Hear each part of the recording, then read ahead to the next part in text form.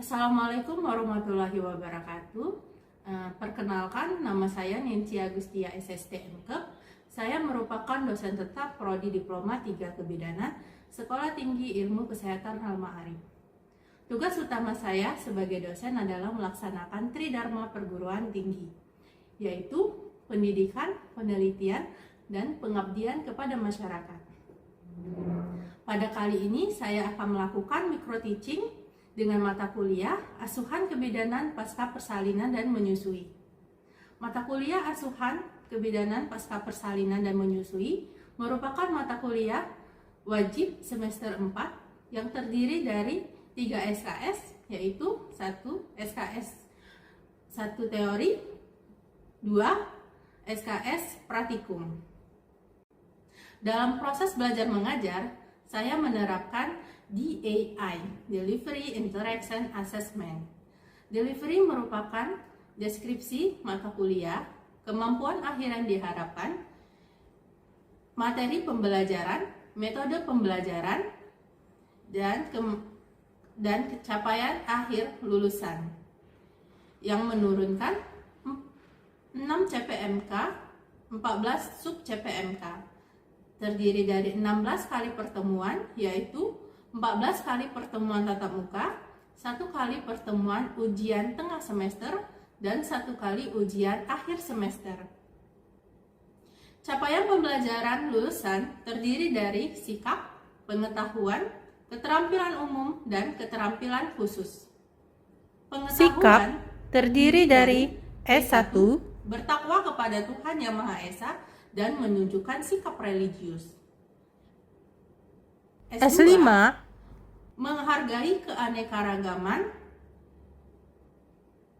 budaya, pandangan, agama, kepercayaan, serta pendapat atau temuan orisinil orang lain. S9, menunjukkan sikap bertanggung jawab atas pekerjaan di bidang keahliannya secara mandiri. S11, menjalankan praktik asuhan kebidanan sesuai dengan kompetensi, wewenang, dan kode etik profesi. Pengetahuan terdiri dari P1, menguasai konsep teoritis ilmu kebidanan atau midwifery, asuhan kebidanan, dan etika profesi. P2, menguasai konsep dasar obstetrik dan ginekologi. P8, menguasai metode, teknik, dan pengetahuan prosedural dalam asuhan kebidanan pada kehamilan, persalinan, bayi baru lahir, bayi balita, serta kontrasepsi.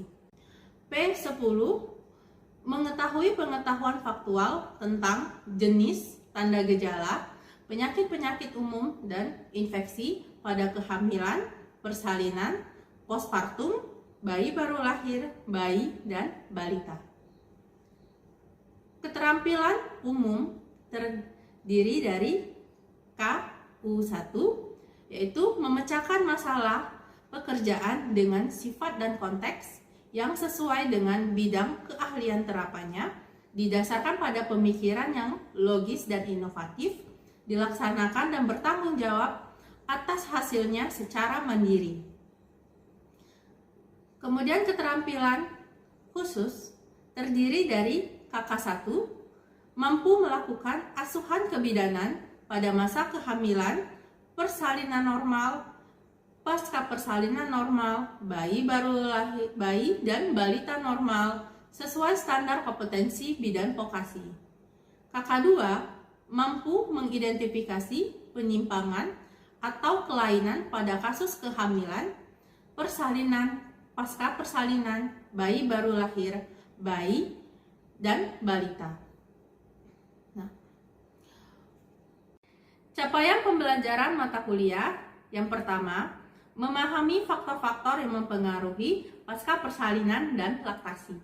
2. Mengaplikasikan kebutuhan dasar ibu pasca persalinan. 3. memahami evidence base dalam asuhan ibu pasca persalinan. 4. Melaksanakan prosedur keterampilan dasar kebidanan pada asuhan pasca persalinan dan laktasi. 5. Memahami pengenalan tanda bahaya pada masa pasca persalinan dan laktasi. 6. Mengaplikasikan manajemen asuhan pada ibu pasca persalinan dan laktasi. Untuk bahan kajiannya terdiri dari 1. Konsep dasar asuhan pasca persalinan dan menyusui. 2. Perubahan fisiologis dan psikologis pasca persalinan dan menyusui. 3. Faktor-faktor yang mempengaruhi pasca persalinan dan menyusui. 4. Kebutuhan dasar ibu pasca persalinan dan menyusui. 5. Penyulit dan komplikasi pada asuhan pasca persalinan dan menyusui. 6. Asuhan pada masa pasca persalinan dan menyusui. 7. Manajemen asuhan pada ibu pasca persalinan dan menyusui. 8. Komunikasi dalam asuhan ibu pasca persalinan. 9. Evidence base dalam asuhan ibu pasca persalinan. 10. Etika dan kewenangan bidan dalam asuhan pasca persalinan dan menyusui. 11. Berpikir kritis dalam asuhan pasca persalinan dan menyusui. 12. Clinical judgment dalam asuhan pasca persalinan dan menyusui. 13. Problem solving dalam asuhan pasca persalinan dan menyusui. 14. Pendokumentasian asuhan pasca persalinan dan menyusui. Untuk mendukung pembelajaran di kelas, saya menggunakan literatur sebagai berikut. Saya juga menggunakan hasil karya saya untuk dijadikan bahan ajar mahasiswa dalam mata kuliah asuhan kebidanan pasca persalinan dan menyusui. Pertama, ada buku saya.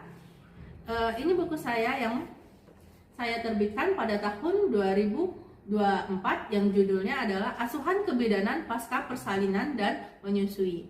Kemudian yang kedua, ada jurnal saya. Itu diterbitkan di Jurnal Nasional Terakreditasi dengan judul Kompres Hangat pada Payudara terhadap Kecukupan ASI pada Ibu Nipas.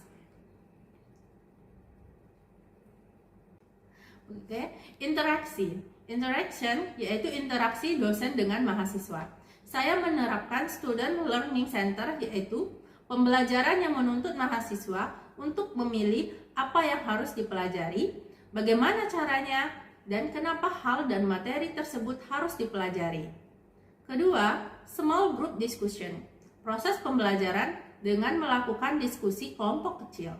Ketiga, self-directing learning, belajar untuk memiliki keterampilan dalam belajar mandiri, seorang individu yang produktif, memiliki inisiatif yang tinggi, banyak ide, dan penuh semangat dalam belajar. Keempat, problem-based learning. Metode pembelajaran ini merupakan pendekatan efektif dalam mengembangkan kreativitas, problem solving, kerjasama, dan kemandirian. Untuk asesmennya, yaitu mengukur mahasiswa secara objektif dan transparan. Saya menetapkan aktivitas partisipatif 25%, hasil proyek 25%, tugas 5%, kuis 5%, UTS 15%, dan UAS 25% dengan ciri khas bidan vokasi. Selanjutnya, saya akan menampilkan proses belajar mengajar saya di kelas secara luring. Selamat menyaksikan. Assalamualaikum warahmatullahi wabarakatuh. Waalaikumsalam warahmatullahi wabarakatuh. Alhamdulillah, pada pagi hari ini kita bisa bertatap muka kembali mata kuliah asuhan kebidanan pasca persalinan dan menyusui. Sebelum kita memulai perkuliahan pada pagi hari ini, mungkin kita akan berdoa terlebih dahulu kepada ketua angkatan. Silakan untuk memimpin doa terlebih dahulu.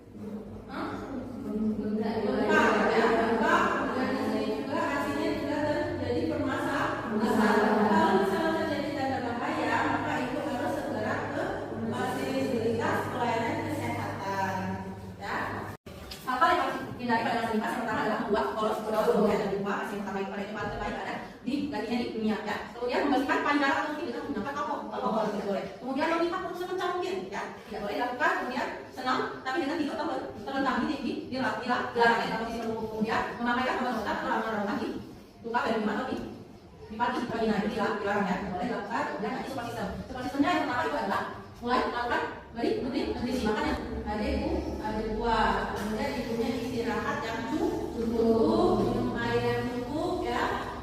Kalau masa nifas itu 6 bulan pertama minumnya 14 gelas ya. Kemudian dilanjutkan 6 bulan berikutnya 12 gelas ya. Kemudian ibunya melakukan olahraga ringan minimal 30 menit dalam sehari. Kemudian mengganti pembalut sesering mungkin ya. Kemudian lakukan personal hygiene ya. Nah, kemudian yang selanjutnya adalah perawatan bayi baru lahir ya. Lakukan perawatan bayi baru lahir dan perawatan apa saja? Memandikan bayi dengan benar, kemudian perawatan tali pusat bayi ya. Kemudian apalagi ini cara menyusui yang benar ya. Kemudian adanya dukungan dari suami maupun keluarga ya. Bayi jangan dibiarkan menangis terus menerus ya. Kemudian apalagi ini lakukan konseling atau konsultasi kepada tenaga kesehatan bayinya jika ada masalah. Oke, nah ini teknik menyusui yang benar ya. Harus menyusui on demand ya, 8 sampai 12 kali minimal itu atau sesering bayi memintanya ya. Yang kedua, kalau misalnya bayinya masih tidur, maka dibangunkan karena lambung itu kosongnya adalah maksimal adalah 3 jam ya. Kemudian susui bayi sampai dengan payudara terasa kosong ya. Nah, apabila bayi masih sudah kenyang tapi asinya masih ada, maka boleh dilakukan pemerahan ya, agar tidak terjadi permasalahan pada menyusui. Nah, ini posisi menyusui yang benar ya. Posisinya adalah kepala, badan itu harus dalam satu garis lurus ya. Nah, kemudian wajah bayi itu menghadap ke payudara ibu. Kemudian puting susunya itu arealanya itu masuk semua ke dalam mulut si bayi ya. Gendong bayinya. Perlekatannya seperti ini, bayi dengan payudara dengan mulut terlihat lebar ya, dan menempel ke payudara ya. Kemudian bibirnya membuka. Nah, ini breast care ini kita lakukan tidak hanya selama waktu, tapi juga selama kehamilan ya. Kapan dilakukannya? 1 sampai 2 setelah melahirkan, minimal 2 kali dalam sehari.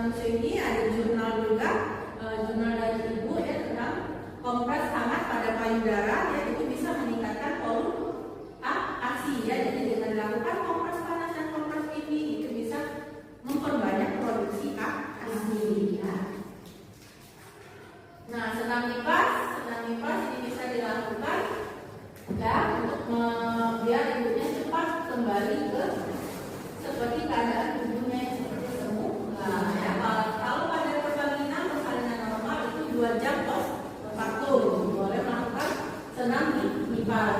Kalau SC sesuai dengan kondisi pasien, biasanya menunggu dulu 40 hari. Ya. Nah, ini nutrisi ibu nifas bisa dilihat di sini ya. Kalau nutrisi ibu nifas, kalau selama hamil sebelum menikah, sebelum hamil biasanya kalorinya seperti ini nih, sesuai dengan usia. Ya. Kemudian kalau menyusui tambah lagi 500 kalori ya. Airnya juga bertambah, semuanya bertambah. Ya, semuanya bertambah dari yang sebelumnya. Nah, ini juga nutrisi pada ibu nifas ya, semuanya bertambah. Di sini kita lihat di paling 6 bulan pertama, kemudian 6 bulan kedua ya. Nah, ini nutrisinya juga semuanya bertambah. Nah, ini penyusunan menu ibu nifas ya. Yang pertama, ibu nifas harus mempunyai 6 porsi makanan pokok. Kemudian protein hewani sebanyak 4 porsi. Kemudian protein nabati sebanyak 4 porsi.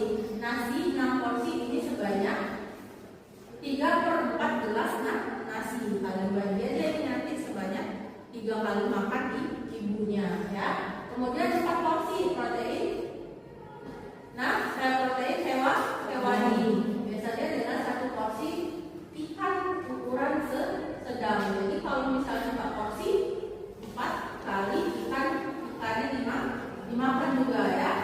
Kemudian ada protein nabati. Nah, ini protein nabati ya, bisa dilihat di sini dengan ukuran tempe-nya ukuran sedang sebanyak 4. Ini adalah kebutuhan ibu nifas. Ya, apa yang ada yang ingin bertanya? Ya. Aku izin bertanya bagaimana cara untuk mencegah tidak terjadinya permasalahan rasa nutrisi. Oh iya ya, memang kasus sekarang ini banyak ya yang kasih eksklusif, apa yang tidak mau kasih eksklusif ya di ibunya ya. Nah, ada yang tahu bagaimana cara penanganannya? Ambil semua.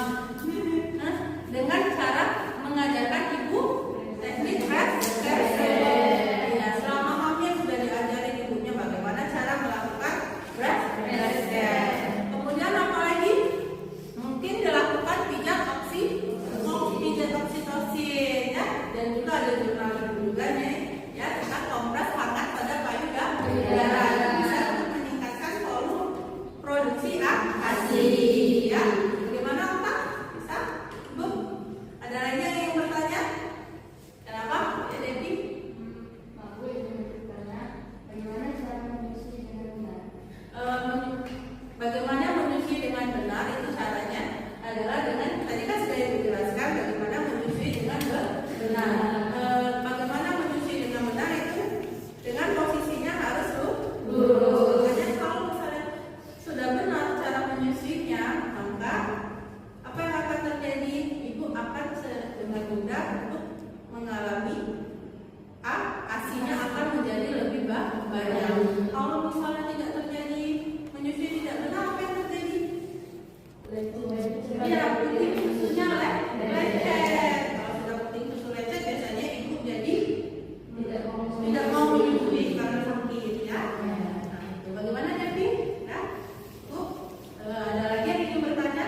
Bu, cukup ya. Devi semua ya. Baiklah.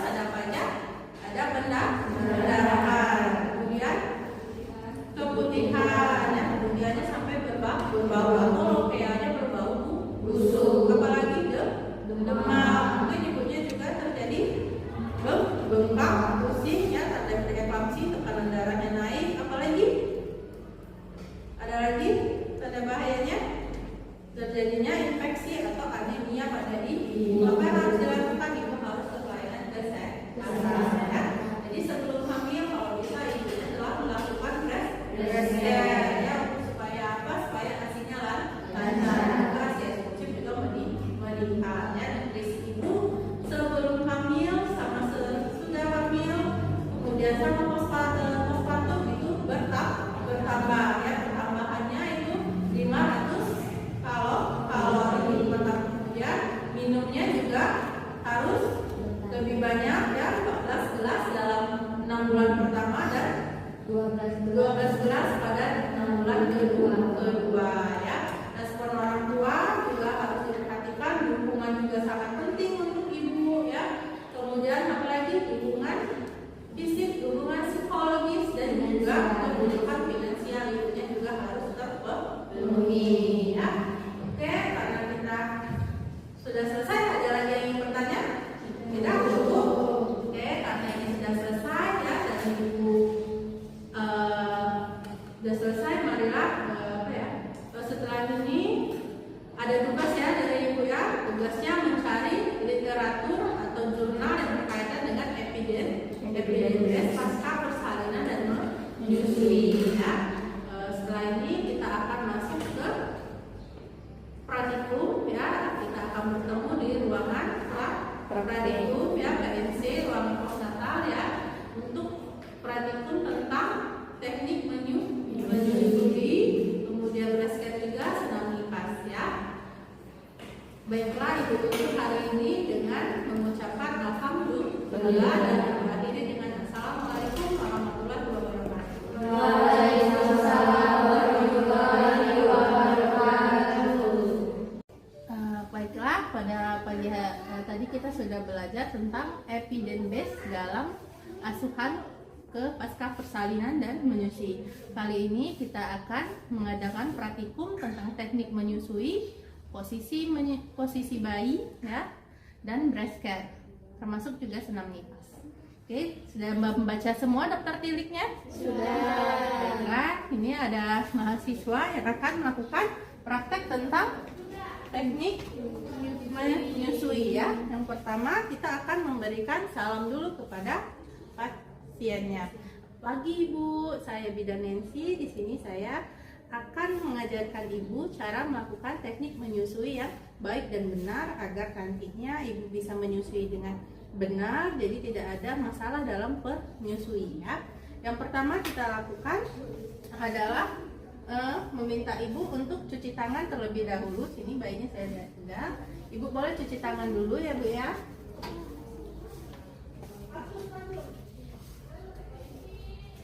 Oh, selamat Kusiko sayang.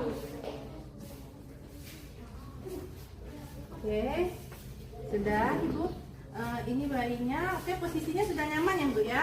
Kakinya tidak menggantung. Sebelum menyusui, boleh Ibu melakukan memencet terlebih dahulu putingnya agar ACI-nya keluar. Itu sebagai desinfektan yang baik untuk si ibunya ya. Sudah? Nah, kemudian saat menyusui, posisi harus dalam keadaan telinga, tangan, dan kaki dalam keadaan lurus. Kemudian dagu menempel kepada payudara ya. Kemudian apalagi Nak, lips, mulutnya membuka lebar ya. Kemudian mouthnya juga membuka lebar ya. Sudah seperti ini. Setelah kurang lebih berapa lama biasanya? 10 sampai 15 menit. Kalau misalnya sudah terasa kosong, payudaranya bisa dipindahkan ke sebelahnya ya. Pindahkan ke sebelahnya. Oke. Nah, kalau sudah cara melepaskannya jangan seperti itu. Nah, lepaskannya adalah dengan menggunakan clinking atau menggunakan jempol ya. Boleh menggunakan atau juga dengan menekan dagunya terlebih dahulu setelah ya. atau memasukkan jari kelingking ke dalam mulut si bayi. Sudah selesai bayinya, kemudian kita oleskan kembali puting susu ibunya. Nah, sudah selesai bayinya, lalu kita sendawakan bayinya. Seperti mana? Nah, ya seperti itu. Atau bisa dengan apa? Ditengkurapkan. Coba ditengkurapkan bayinya. Nah, ya. Nah, ini merupakan teknik menyusui yang benar. Terima kasih.